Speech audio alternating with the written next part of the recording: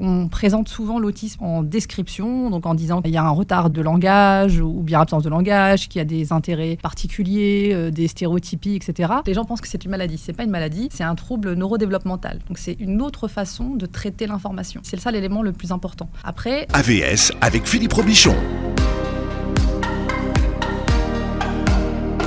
Et quel plaisir de vous dire à votre santé, ravi de vous retrouver le mercredi. Nous sommes avec Karima Chadibaou qui est avec nous. Bonjour Karima. Bonjour Philippe, bon matin à tous nos auditeurs. C'est vrai qu'il faut qu'on vous dise bon matin. Ah oui, moi j'aime bien le bon matin. Voilà, j'aime bien. Ça me met de bonne énergie. On vous dit bon midi, bon après-midi. Non, bon après-midi ou belle journée, bel après-midi. Voilà. Et le soir, on vous dit bonsoir. Voilà. Tout ça se décline finalement. C'est simple. Oui. Vous êtes psychothérapeute et fondatrice de l'école de naturopathie l'ENAT. Alors, nous avons invité Zora Megraoui aujourd'hui. Bonjour Zora. bonjour à tous. Alors, vous êtes spécialiste de l'autisme et vous avez décidé il y a quelques années de vulgariser la compréhension et la gestion des troubles du comportement des enfants autistiques. Pourquoi cet engagement vis-à-vis de l'autisme ? Parce que moi, étant jeune, j'ai été pas mal confrontée à tout ce qui est différence. Et du coup, je me suis rapidement pensé à travailler autour d'accompagnement. Après, c'était pas forcément sur l'autisme, mais il y a 12 ans, je suis tombée sur une association où je me suis formée et on formait des enfants avec des méthodes comportementales.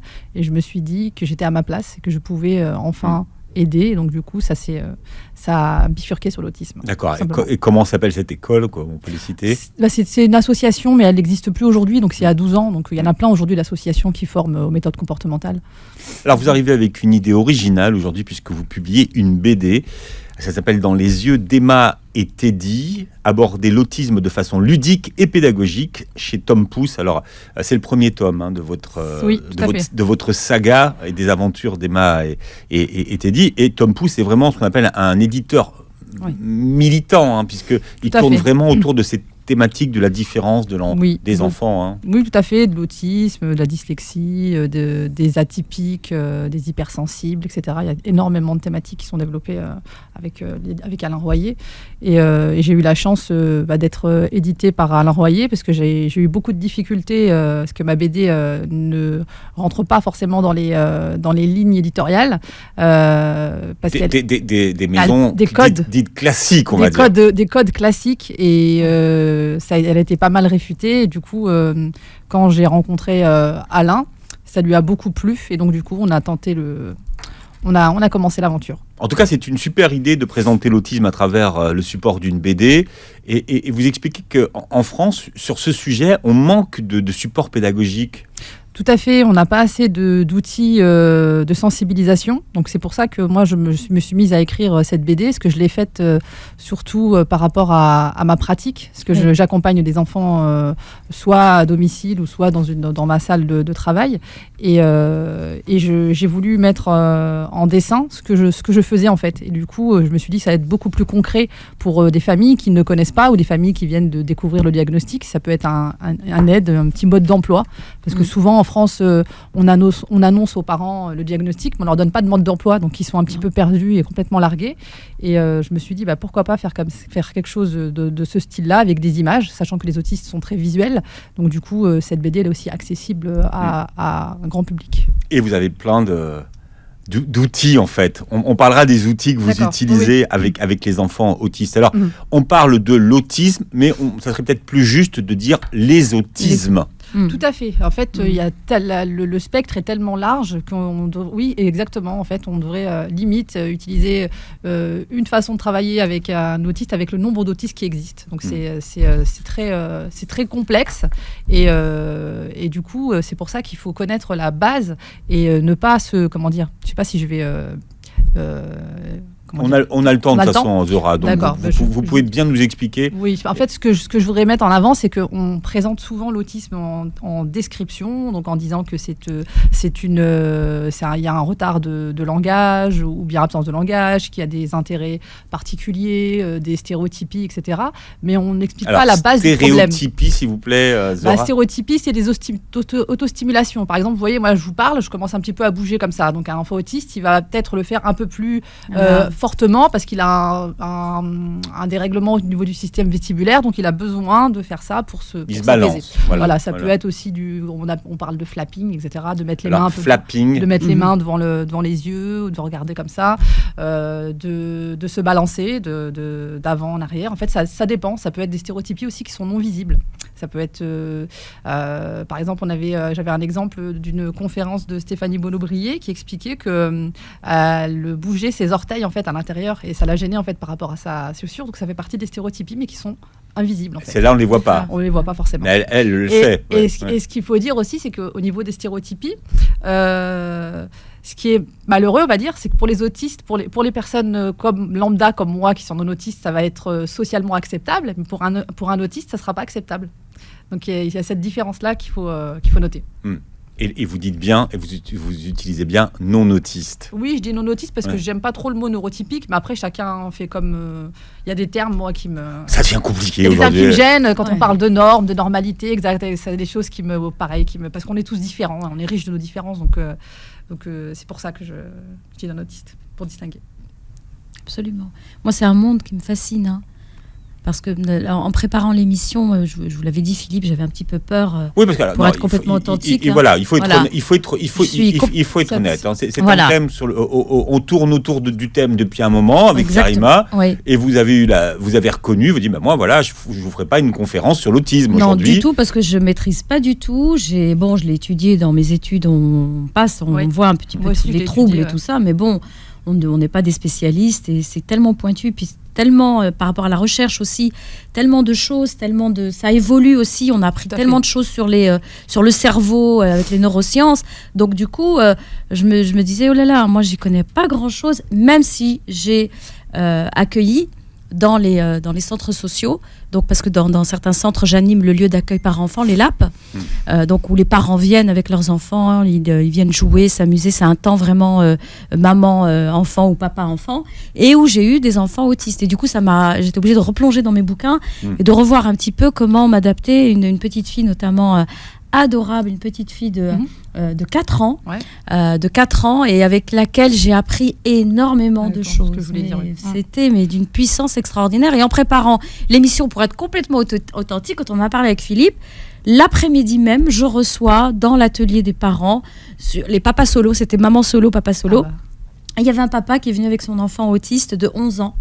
Et donc, je ne le savais pas. Moi, je l'ai reconnu justement en stéréotypie, aux gestes qu'il faisait et aux cris qui sortaient de sa bouche. À un moment donné, qui aime beaucoup les chats. Et donc, du coup, on a connecté tous les deux avec les chats, en parlant des chats. Et je lui ai montré les chats. Je lui ai parlé de mon chat, que je n'ai plus d'ailleurs. Donc, voilà. Et pour vous dire, voilà, pour être complètement honnête, donc moi, je suis admirative de voir déjà cette BD qui est extraordinaire. Et comment vous travaillez. Je suis curieuse de savoir vraiment ce que vous avez mis en place pour justement accompagner ces enfants et ces familles et ces parents aussi. Alors déjà sur la définition, est-ce que déjà on peut dire ce qu'est l'autisme et qu'est-ce que ça n'est pas? Parce qu'il y a, pour ce qui concerne l'autisme, il y a beaucoup de préjugés et beaucoup de lieux communs. Donc finalement, on finit par plus trop savoir ce que c'est précisément. Oui. Alors, ce que ce n'est pas, et ce que je voudrais dire qu'on écrive en capital, ce n'est pas une maladie. Déjà. Donc les gens pensent que c'est une maladie. C'est pas une maladie, c'est un trouble neurodéveloppemental. Donc c'est une autre façon de traiter l'information. Et c'est ça l'élément le plus important. Après, c'est-à-dire quand vous dites une autre façon de traiter l'information. Je vais vous expliquer par des biais d'images. Le biais d'images. Alors par exemple, une personne autiste traite une information à la fois. C'est comme si par exemple on prend un rétroprojecteur et donc on doit mettre une diapositive. On met une diapositive et on doit mettre une autre après. Il peut pas traiter plusieurs informations. On peut pas les enchaîner. Donc il faut passer une par une. C'est comme pour son fonctionnement autistique, on va dire, il fonctionne en boîte manuelle. Donc il doit passer une vitesse pour arriver à deuxième vitesse, troisième vitesse. Alors que nous, on fait les choses de façon en pilote automatique. On n'a pas besoin de réfléchir. Par exemple, si on va aller, je vous donne un exemple concret. J'avais rendez-vous avec une personne autiste il y a quelques temps et on avait rendez-vous dans un café. Donc elle devait anticiper dans sa tête, savoir comment elle allait demander le café, ce qu'elle allait répondre, comment le verre allait être posé, est-ce que toutes ces questions-là, en fait, ça faisait partie de son du cheminement. Et donc du coup, c'est ce qui fait que ils sont obligés de passer d'une étape après l'autre. Ils peuvent pas traiter plusieurs étapes en même temps. Donc elle connaît la séquence. Alors donc elle la connaît, elle l'anticipe. Voilà, elle connaît déjà la séquence. Tout à fait, c'est en termes de séquençage, tout à fait. Voilà, et ensuite, elle se prépare à ce qui va se passer. C'est une vraie préparation. Donc c'est vraiment un entraînement. C'est pour ça qu'on parle d'anticipation, et c'est pour ça qu'on peut, par exemple, quand on prépare des enfants pour aller, pour les accompagner quelque part, on leur prépare des scénarios sociaux pour leur expliquer, ou des images, pour leur dire, voilà, on va faire ça, ensuite on va partir à tel endroit, etc. Et c'est pour ça que parfois, quand on fait pas forcément le même chemin, ça peut déclencher une crise. Oui. Vous voyez ce que je veux dire ? C'est des petits exemples comme ça que je vous donne. J'ai voulu vous donner ces images-là pour que vous compreniez bien, en fait, par rapport à... Comme on a du temps, on va expliquer. Et alors ça, moi, je l'ai découvert dans la BD, parce que vous dites qu'effectivement, vous faites des scénarios avec des images. Oui. Et on peut préparer un enfant donc autiste à aller chez le dentiste, chez le coiffeur, oui. Tout ce qui sort de l'habituel. Tout à fait. On l'anticipe. On l'anticipe et on peut préparer. En fait, moi, ce que je crie haut et fort aussi dans ma BD, c'est que tout est à apprendre. C'est-à-dire que mettre une chaussette, je le donne dans l'exemple de la BD, pour une enfant, c'est un apprentissage. Et donc, du coup, c'est ce qui demande aussi beaucoup d'énergie et qui demande beaucoup de travail et beaucoup de choses à refaire et refaire et refaire. En fait, on est tout le temps en train de refaire. Et donc, du coup, nous, en tant que professionnels, on a une certaine remise en question à faire parce que parfois, on fait mal. Et on ne le sait pas tout le temps, on le sait parfois après. Et du coup, il y a tout ce travail, en fait, de collaboration avec l'enfant pour pouvoir le mener à bien, pour pouvoir faire cette tâche et ensuite pouvoir faire une autre tâche. Donc, par exemple, le brossage de dents, aller aux toilettes, tout ça, c'est séquencé. Encore une fois. Et je voulais vous demander, Zora, quand il y a par exemple, vous avez dit vous anticipez tout, et quand il y a par exemple quelque chose, ils sont à l'extérieur, par exemple une sortie, avec sa classe, s'il est en classe, s'il est en inclusion. Oui, justement, on va parler aussi de l'inclusion et de la scolarisation. Comment ça se passe ? Vous anticipez aussi l'imprévu ? C'est un peu difficile d'anticiper l'imprévu, mais en tout cas, on lui explique où on va aller, ce qu'on va faire, et on le prépare quand même suffisamment avant. Il y a vraiment une préparation suffisamment avant pour savoir exactement où il va aller, ce qu'on va faire. En général, il est accompagné de son AESH, donc elle le prépare déjà, la maîtresse aussi, etc. Donc il y a ce côté-là. Ou AVS, c'est la même chose. C'est la nouvelle appellation AESH. C'est l'ancienne AVS. C'est l'ancienne AVS, oui. C'était plus facile à retenir. Moi, ça m'arrangeait en plus. Tous ces sigles. Des sigles, il y a des choses plus importantes à travailler que les sigles. Mais bon, ça, c'est mon avis personnel. Ah non, attendez, les sigles qu'on utilise dans les administrations ont alors, c'est une importance. Voilà. Oui, ça a une importance, c'est vrai. Bon, ou vous les maîtrisez ou pas. Oui, et souvent, ça fait pas. C'est vrai. Vous savez que vous faites partie du truc si vous maîtrisez les sigles. Par exemple, un enfant autiste qui doit prendre les transports en commun, là aussi, c'est quelque chose que vous anticipez. C'est quelque chose qu'il faut préparer, surtout il faut savoir si l'enfant il a un système de communication. Est-ce qu'il communique avec le système du classeur, du PEX, avec les images, et ensuite on lui explique. Est-ce qu'il communique uniquement avec des mots ? Tout dépend en fait, comment il communique. Mais moi je connaissais pas l'outil du système du classeur, donc expliquez-nous un petit peu ce que c'est que cet outil. Le système du classeur, en fait, il consiste d'abord, on a une première phase qui consiste à donner l'image. Il y a un intervenant en face, donc et l'enfant, on est face à face, donc on donne une image, par exemple, je sais pas, moi on travaille avec, il doit jouer avec le ballon de motricité, donc il a le ballon de motricité, donc pour qu'il nous explique pour jouer avec le ballon de motricité, il nous donne l'image, et dès qu'il nous donne l'image, on verbalise l'image, parce que certains enfants ne parlent pas, donc c'est important de verbaliser. Donc on dit ballon, et ensuite, comme il le donne, donc on le félicite, et il peut jouer au ballon. Et après, ainsi de suite. Donc ce que vous appelez le système de récompense. C'est un système de récompense. Et ensuite, les phases deviennent un peu plus complexes. Donc ensuite, on va essayer de lui faire la bande phrase avec je veux, donc avec le pictogramme je veux, ballon, s'il te plaît, Zora, ou je veux, voiture, s'il te plaît, Zora. Comme ça, il apprend aussi à pointer, parce qu'il y a le pointage aussi à apprendre aux enfants autistes. Certains ne savent pas le faire. Donc il y a beaucoup d'éléments à apprendre. Le pointage, c'est dire désigner ce dont on parle. Le pointage, parce que le pointage de désigner l'image. L'image. Après, ça peut être du pointage pour quand il y a un objet dans la salle pour le pointer, pour le demander. Mais le geste du pointage est à apprendre. Certains ne savent pas le faire. Donc, c'est pour ça que je vous disais tout à l'heure, tout est à apprendre. Donc, il y a des enfants qui vont vous prendre par le bras comme ça pour vous tirer. Oui. Et donc, on va lui apprendre que socialement, ça ne se fait pas et qu'il faut lui apprendre au moins le geste du pointage pour qu'il puisse obtenir cet objet-là. Et tout ça va dans un classeur, en fait. Oui, c'est dans un classeur et ça peut se fabriquer aussi. On n'est pas obligatoirement obligé d'acheter le classeur PEX, parce que c'est PEX. Voilà. PECS. Expliquez, s'il vous plaît. Picture Exchange, je me rappelle même plus c'est Picture Exchange. En tout cas, c'est communication. Une méthode qui existe. C'est une méthode pour. C'est un système de communication. C'est pour rentrer en communication avec l'enfant. Et nous parlons de l'autisme autrement ce matin avec notre invitée qui s'appelle Zora Megraoui, qui est spécialiste de l'autisme et qui publie cette BD pédagogique qui s'appelle Dans les yeux d'Emma et Teddy. aborder l'autisme de façon ludique et pédagogique. Et l'éditeur, c'est Tom Pousse. Et on va le voir avec vous ce matin. Un enfant autiste apprend à apprendre. Ça, c'est la base, les apprentissages. Alors, on a commencé tout à l'heure à définir, Zora, ce qu'était l'autisme et ce que n'était pas l'autisme. Souvent... alors avant, on disait à quelqu'un qui était très souvent isolé dans ce monde, on lui disait arrête de faire ton autiste. Donc ça, ça a été longtemps et pendant des années le lieu commun de l'autisme. Ouais, ça, c'est à bannir. À bannir totalement, ne pas le dire. Ça met en colère la communauté des personnes autistes, quoi. C'est quelque chose vraiment à ne pas dire, en fait. Quelqu'un qui était renfermé, souvent. On le dit souvent. Il est un peu autiste. Ouais. Alors, dans ce que n'est pas l'autisme, qu'est-ce que ça n'est pas d'autre, Zora ?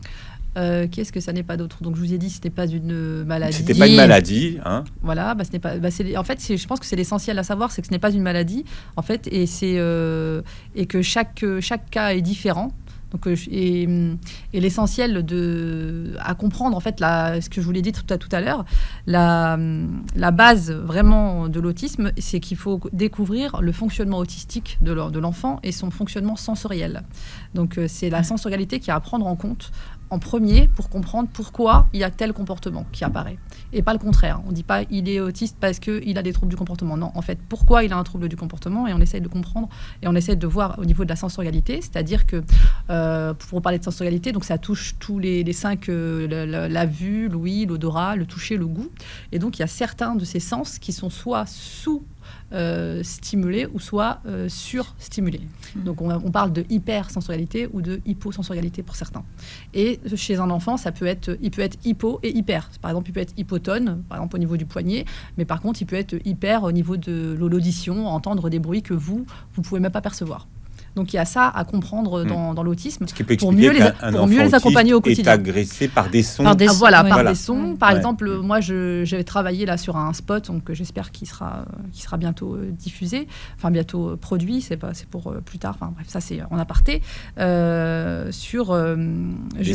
décris en fait un enfant qui prend le métro avec sa maman, donc qui descend les escaliers, donc il y a les bruits, par exemple de chaussures qui vont le gêner, il y a l'odeur de cigarette qui peut le gêner quand quelqu'un jette son mégot, ça va le gêner, ça va commencer, tout ça, ça va augmenter sa jauge de sensibilité et de parasitage.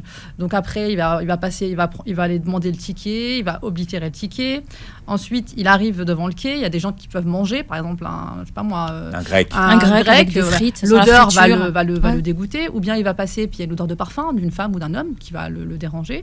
Ensuite, il y a les portes qui vont s'ouvrir, le métro qui va arriver, les roues qui vont grincer. Donc ça, c'est des choses, nous, on n'y pense pas forcément parce qu'on a notre quotidien. Donc, ou bien on est avec notre musique, on ne fait pas attention.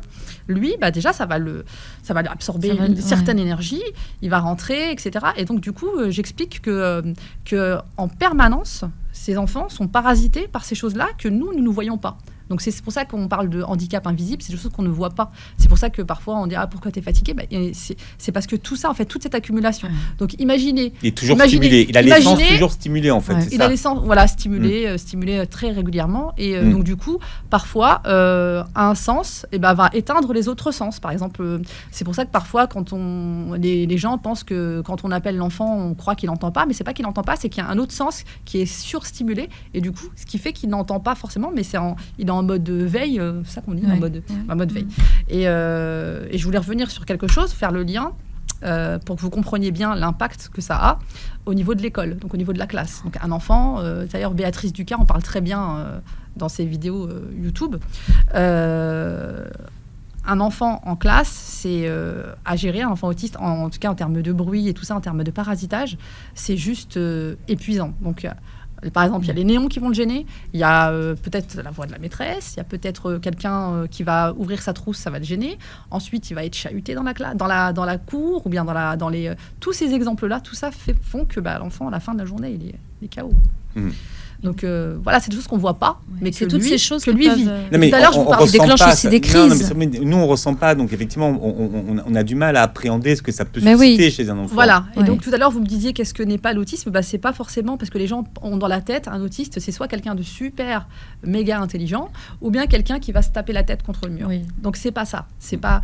Ça, c'est l'Asperger de la télévision. Oui, on parle de syndrome. Vous voyez. De la télévision, des films, de ce qu'on a pu voir et. Il y a quand même des idées dedans, etc., à exploiter, etc., mais ce n'est pas que ça, en fait. Moi, j'ai travaillé avec des niveaux, mais complètement différents, donc du coup, c'est pas que ça, c'est pas des enfants. Et d'ailleurs, tout à l'heure, je vous disais, il faut savoir pourquoi l'enfant, il faut connaître l'origine pour pouvoir comprendre pourquoi l'enfant se tape la tête. C'est peut-être parce qu'il a un trouble sensoriel, qu'il a vu quelqu'un, par exemple, passer. Par exemple, je vais vous donner un exemple au concret. J'ai été formée à l'intégration sensorielle par Olivier Gorgy. J'ai fait le niveau 1, pas le niveau 2. Et il donnait un exemple. Non, mais je précise parce que... c'est quoi l'intégration sensorielle ? Justement. Et donc, je vous dirai après. Justement, c'est ce dont on parle. Donc, c'est pour travailler, c'est pour essayer de comprendre toutes les difficultés sensorielles qu'a l'enfant, donc que ce soit la vue, l'odorat ou que ce soit l'équilibre, etc., pour essayer de l'accompagner au mieux, pour combler, par exemple, s'il y a un gros problème de bruit, on peut lui proposer un casque, par exemple, ou bien on peut lui proposer des bouchons. Vous voyez, ou par exemple, quelqu'un qui a des problèmes, la luminosité le gêne, on va lui proposer des lunettes un peu adaptées, qui vont un peu camoufler, etc., pour que ce soit plus faisable, plus... comment dire, acceptable, plus vivable pour lui au quotidien, en fait. Pour que ça lui fasse perdre moins d'énergie. Oui, plus confortable, quoi, en tout cas. Donc, je vais vous donner l'exemple d'Olivier Gorgy. Donc, en fait, c'était un éducateur qui rentrait dans la salle et qui était avec un enfant. Et l'enfant, il vient et d'habitude ne fait rien, d'habitude ne fait rien de spécial, pas de trouble du comportement. Il vient et il lui saute dessus, mais vraiment il lui saute dessus. Et en fait, on a appris après que c'est parce que son parfum était trop fort et que ça le gênait. Donc c'est un problème sensoriel. Il n'a pas fait un trouble du comportement parce qu'il était énervé ou parce qu'il voulait le taper. C'est parce qu'il avait un trouble sensoriel. Vous voyez la différence ? C'est ces petites subtilités qu'il faut connaître. Ah, mais il faut avoir la grille, la grille de lecture pour pouvoir justement, j'imagine, des professeurs. C'est pour ça qu'aujourd'hui, j'insiste pour parler de sensorialité. Absolument. Parce que c'est la base et que c'est aussi la base de mes futurs écrits et que je travaille dessus et pour faire comprendre l'autisme de l'intérieur. Et j'ai une question à vous poser, Zora. Moi qui travaille en hypnose avec beaucoup d'enfants aussi qui sont atteints de troubles, donc d'hyperactivité ou de troubles de l'attention. Ou de l'hyperactivité. Voilà, ou de troubles de l'attention pour les aider justement à ralentir un petit peu le rythme et du coup on travaille sur les représentations mentales. Est-ce que c'est possible aussi avec les autistes de faire ça ? C'est-à-dire par exemple, je vais donner un exemple. Si une personne, je veux dire, elle a au niveau de l'odorat, on va prendre l'exemple de petit garçon, l'odorat hyper développé et qui est envahi en fait par l'odeur et par tout ça, qui va déclencher automatiquement un comportement justement, donc il saute sur la personne. Si en préparant, c'est-à-dire sans être dans cette situation-là, mais de la revoir dissociée, c'est-à-dire sans être dedans, de la voir de l'extérieur, est-ce qu'on peut agir dessus ? C'est-à-dire de lui dire, à chaque fois que tu sentiras une odeur, tu as ton thermostat intérieur que tu vas pouvoir baisser, augmenter ou diminuer le volume pour le son, diminuer l'intensité. Est-ce que c'est parce que moi je travaille avec des enfants comme ça. Peut-être pour certains enfants, on va dire, de haut niveau ou qui ont cette capacité, cette possibilité de le faire, mais pour d'autres, je ne suis pas persuadée. D'accord. Ok. Après, peut-être que je me trompe, mais je pense que pour d'autres. C'est quoi ? C'est une forme de programmation. C'est une forme de programmation, oui. Peut-être que pour certains enfants, que cette capacité, parce que les enfants autistes ont cette difficulté-là de conceptualisation. Donc c'est pour ça que je me dis que je suis pas sûre à 100%. D'accord. Il y a cette difficulté-là parce qu'en fait, les personnes autistes pensent différemment parce qu'elles perçoivent les choses différemment de nous. Donc du coup, il y a ce facteur-là à prendre en compte. D'accord. Et puis il y a la difficulté peut-être aussi de nous décrire les choses qu'ils voient différemment. Et donc des fois, avec le trouble du langage, la difficulté de l'exprimer. Justement, donc il faut se placer par rapport à leur propre grille de lecture. D'accord. Vous voyez ce que je veux dire ? Donc je suis pas sûre. Après, peut-être que je me trompe. Peut-être que cette question-là, je sais pas si. Mais à creuser parce que c'est intéressant. C'est intéressant parce que si ça peut diminuer, c'est vraiment intéressant, je trouve. Et ce qu'on voit avec vous ce matin, c'est que tout est encore à découvrir sur l'autisme. Moi, j'apprends tous les jours. Ça fait 12 ans que je travaille. Ça fait 12 ans que j'adore mon métier et que j'apprends tous les jours. Que ce soit avec un adulte autiste, avec un enfant, je m'éclate. Ça s'entend et ça se voit. Vous dégagez une passion, ça se voit. Alors c'est un livre comme on les aime beaucoup, ça, Karima. C'est une BD, ça s'appelle Dans les yeux d'Emma et Teddy. aborder l'autisme de façon ludique et pédagogique chez Tom Pouce. Eh bien, c'est Zora Megraoui qui est notre invitée ce matin, qui est spécialiste de l'autisme, qui l'a voulu cette BD, qui a été refusée par plein de maisons d'édition. Mais il faut dire que, en plus, vous avez pensé cette BD en intégrant les codes des autistes directement. C'est vrai pour le code couleur, par exemple, avec des couleurs, parce que le spectre de couleurs des enfants autistes n'est pas le même que les nôtres. Alors en fait, c'est pas forcément que c'est pas le même, c'est qu'il y a certaines couleurs qui peuvent agresser en fait. Donc on a évité tout ce qui est rouge vif, parce que on avait fait une BD sur le supermarché et elle était un petit peu trop, les couleurs étaient un petit peu trop vives, donc on a fait intervenir une personne qui s'occupe des couleurs pour un peu atténuer tout ça. Donc on a été sensible à ça pendant l'écriture. Donc avec mon illustratrice, on a fait attention. Alors le supermarché ou l'hypermarché ou la grande surface, c'est exactement le bon exemple d'ultrême agression pour un enfant permanente. autiste. Alors il y a non seulement l'agression, il y a aussi la gestion de la frustration chez un enfant autiste, qui a un apprentissage, parce qu'on va le répéter, je pense, plein de fois, tout est à apprendre. Donc on apprend à un enfant aussi à attendre. Donc pour vous dire que vraiment on balaye tout en fait. Donc il faut apprendre un enfant à apprendre à la base avant de pouvoir l'emmener au centre commercial. S'il n'est pas dans la capacité d'apprendre à attendre, il va pas pouvoir attendre dans une file, dans une queue, c'est impossible. Il va faire une colère, etc. Donc il faut passer par ces étapes-là. Et après, dans le centre commercial, en fait, dans le magasin, donc quand il va rentrer, il va être submergé par énormément d'informations. Donc que ce soit la musique qui est trop forte, que ce soit pareil, des personnes qui passent à côté de lui, qui le chahute, des bruits de talons, des personnes qui parlent au téléphone. En fait, si vous voulez, quand il peut entendre une personne au téléphone, pour une personne qui a une sensorialité auditive très importante, c'est comme si la voix de la personne était dans sa tête en écho, qui résonne dans sa tête. En résonance. Et donc du coup, ça explique pourquoi certains ont des difficultés et peuvent avoir des comportements, on va dire, inadaptés dans le centre commercial. Mais c'est pas parce qu'ils sont mal élevés, parce qu'il y a beaucoup de gens qui passent, il est mal élevé celui-là, etc. Le jugement, et d'ailleurs, je crois qu'il y a une BD dans laquelle je le dis. Voilà, le jugement. Et donc du coup, il y a des parents qui des fois refusent d'aller dans le magasin avec leur enfant parce qu'ils ont peur de ça. Il y a aussi le regard des autres qui est Oui, le fait de mauvais parents, vous savez pas élever vos enfants. Non seulement il y a ça, après il y a mon idée est partie. il y a aussi la misère sociale que peuvent vivre aussi les parents, c'est-à-dire que déjà ils vont avoir un enfant autiste, il y a le diagnostic. La maman va devoir certainement arrêter de travailler parce qu'il y a des accompagnements à faire. Donc accompagnement psychomotricien, accompagnement intervenant, accompagnement psychologue, accompagnement vraiment orthophoniste. Il y a des accompagnements qui sont payants, d'autres qui sont remboursés. Il y a du matériel à acheter, matériel adapté. J'avais écrit un post hier dessus, il y a du matériel à acheter qui est très coûteux. On parlait de sensorialité, donc l'importance. Il y a des vêtements aussi, des vêtements que les enfants ne supportent pas. Donc c'est bien qu'on en parle parce que, par exemple, un enfant, il va peut-être être gêné par l'étiquette qu'il y a derrière. Nous, non. Il va être gêné par les coutures intérieures. Des pantalons. Il va être gêné par les coutures à l'intérieur des chaussettes. Donc moi j'avais un enfant qui venait et je ne comprenais pas, c'était il y a des années, il venait en séance et il enlevait systématiquement ses chaussettes. Et moi je ne comprenais pas, donc je lui remettais ses chaussettes et je ne comprenais pas. Et c'est après que j'ai compris qu'en fait il avait un problème sensoriel. Donc c'est pour ça que je vous dis, la base c'est la sensorialité. Et c'est ce qu'il faut, il faut former les professionnels à ça, à la base de la sensorialité. Donc voilà, je ne sais pas si je me suis un peu écartée, pas du tout, on me dira si je m'écarte. Non, on est au cœur. Moi des fois je parle vite et c'est vraiment des choses qu'on n'a pas l'habitude d'entendre. C'est ça qu'il faut expliquer. On est vraiment à l'intérieur de ce que c'est et de comment les enfants autistes et les autistes vivent Moi, je m'étais leur autisme. Je m'étais arrêtée, vraiment le côté sensoriel, pas du tout, mais je m'étais arrêtée sur la stéréotypie, donc les gestes, les mouvements, ce que la plupart et le retard de langage ou pas de langage du tout, et les difficultés à avoir du lien avec les autres. Moi, je m'étais arrêtée là-dessus. Au départ. Exactement. Alors que du coup, là, avec la question de la sensorialité et vraiment de bien se la représenter, d'entrer dans le monde de l'enfant autiste ou de l'adulte autiste, c'est autre chose. Et du coup, on a les moyens de pouvoir agir. Et c'est ça qui est incroyable, il faut dire aux parents.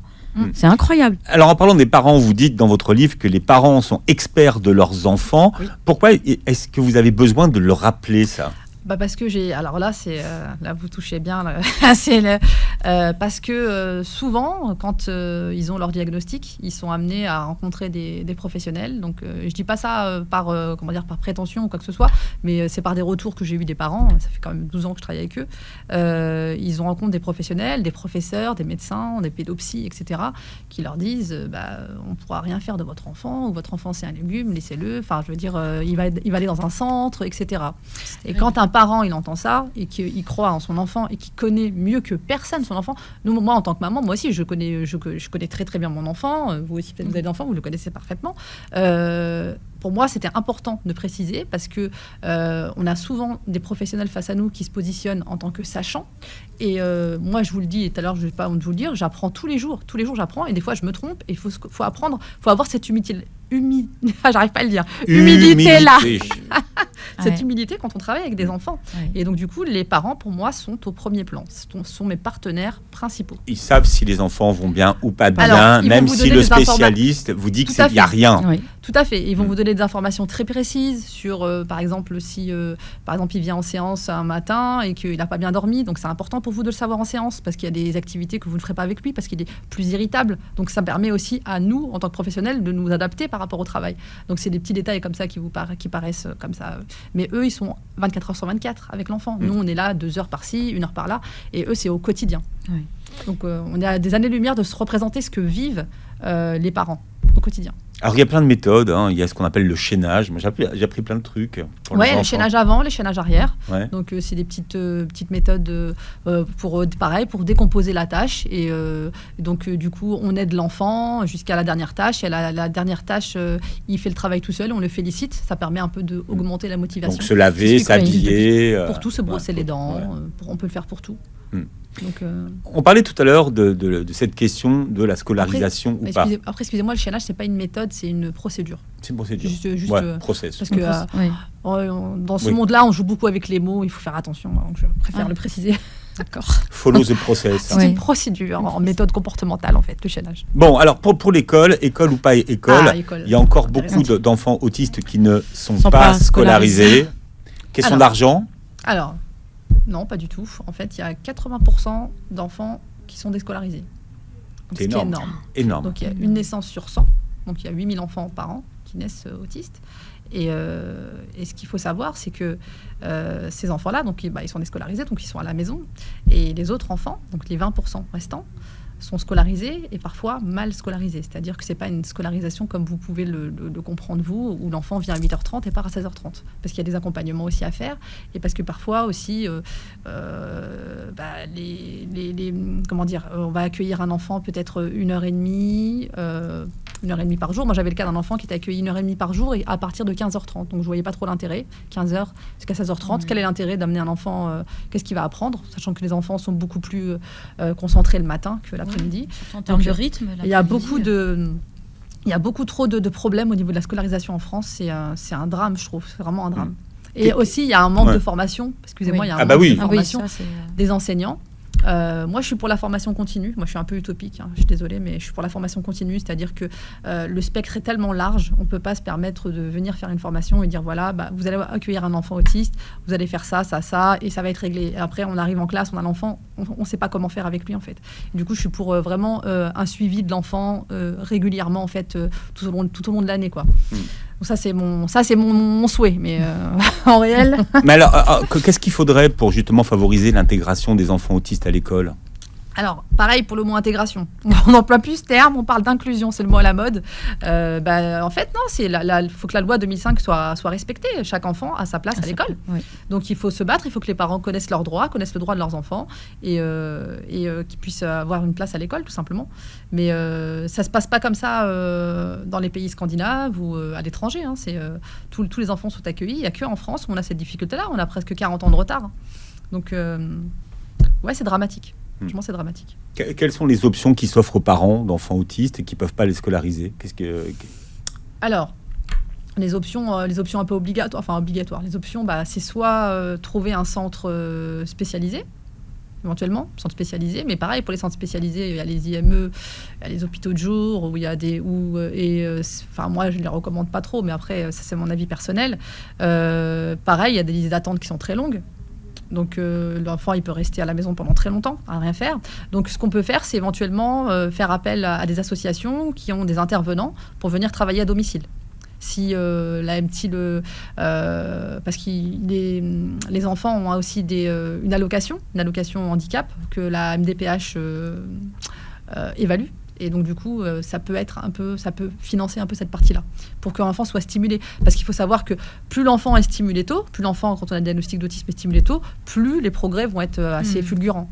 Et plus c'est tard, c'est un peu plus compliqué. C'est faisable, c'est un peu plus compliqué, mais voilà, il faut savoir ça aussi. Je ne sais pas si j'ai répondu. Oui, tout à fait. Mais vous n'abordez pas vraiment la question du diagnostic dans votre livre. Non. Là, je présente des scènes du quotidien. Du quotidien. Beaucoup d'enfants autistes sont diagnostiqués encore beaucoup trop tard. Et ce qui fait que la prise en charge, elle est tardive. Qu'est-ce qui peut amener les parents à consulter aujourd'hui et justement à penser à une forme d'autisme ? Ce qu'on avait dit tout à l'heure, par exemple, un enfant qui va jouer un petit peu de façon non fonctionnelle avec un jouet, par exemple, et qui va rester avec, et qui va soit le tourner dans ses mains, soit aligner des objets au sol et rester à côté. Et puis quand on va lui enlever, il va faire une crise monumentale parce que pour lui, c'est le chaos, parce que pour lui, c'est une sorte d'organisation. Il faut essayer de se mettre à sa place. Par exemple, ces choses-là, un retard de langage, des difficultés à parler. Par exemple, à partir de 3 ans, si on voit qu'il y a pas beaucoup de mots, on commence. Et puis, par exemple aussi, si on l'emmène dans un parc, on va dire, on va voir si l'enfant il se mêle un petit peu aux autres ou s'il est tout le temps en retrait. Par exemple, on peut voir ça dès la crèche, en fait, s'il se met en retrait ou pas. C'est des petits signes qui peuvent alerter. Est-ce qu'il a des problèmes d'interaction, c'est ça, avec les autres ? Il a du mal à se... Oui, au niveau parce qu'il ne comprend... C'est pas les mêmes codes, en fait, qu'il a. C'est pas les mêmes codes sociaux. Donc, du coup, c'est la difficulté d'interagir avec l'autre. Donc, en fait, ça fait partie... les adultes autistes peuvent vous en parler. C'est un entraînement social. Par exemple, ce que je fais avec vous, pour eux, ça serait un entraînement social et ça pourrait vite les fatiguer pour aller faire une sieste juste après parce qu'ils se sont entraînés à parler avec vous. C'est ce que je veux dire. C'est un exemple que je donne. Oui, et même au niveau aussi de l'empathie, peut-être, ce que j'avais lu un petit peu par rapport à l'autre, le sentiment d'empathie, de ressentir en fait les émotions de l'autre, et peut-être aussi parfois de se les approprier, alors peut-être parce qu'il les ressent pas ou parce que pour justement être, notamment à l'adolescence, ce que j'avais lu, et que c'est pas qu'ils jouent, mais ils vont en fait faire semblant. J'ai pas le mot exact. Alors, par rapport à l'adolescence, il y a aussi d'autres choses en fait qu'on peut repérer, mais après, parce que là, vous m'avez parlé du diagnostic, mais on peut parler après, comment on repère. C'est souvent des personnes qui disent vraiment ce qu'elles pensent, sans filtre. Donc du coup, il n'y a pas de second degré. C'est à l'implicite, c'est très compliqué pour eux, donc faut parler très clairement. Même l'humour, ils peuvent ne pas comprendre. Voilà, tout à fait. Quand, par exemple, un collègue de travail, s'il est autiste et vous lui dites j'arrive dans 5 minutes. Oui. Et il va y compter 5 minutes. 5 minutes. Voilà, c'est des petits exemples comme ça. Bien. D'accord. Karima, regardez-moi. Oui, je vous regarde. Ah, j'aime quand vous me regardez. Parce que si vous ne me regardez pas, vous ne voyez pas que c'est l'heure. Si, c'est l'heure. C'est l'heure. Il est l'heure. Il est l'heure, mon seigneur. Bon, en tout cas, vous allez voir, c'est passionnant. Vous allez apprendre beaucoup de choses sur l'autisme qu'on ne lit nulle part, puisque c'est votre pratique, Zora, que vous mettez, dont vous nous faites participer et bénéficier dans ce livre qui s'appelle Dans les yeux d'Emma et Teddy, aborder l'autisme de façon ludique et pédagogique. L'éditeur, c'est Tom Pouce. Vous réécoutez cette émission en podcast sur beurrefm.net et puis vous revoyez la vidéo de l'émission sur notre chaîne YouTube. Merci Zora d'avoir été avec nous. Merci beaucoup. Et Karima, à la semaine prochaine. La semaine prochaine. Très belle journée santé sur Beurre FM.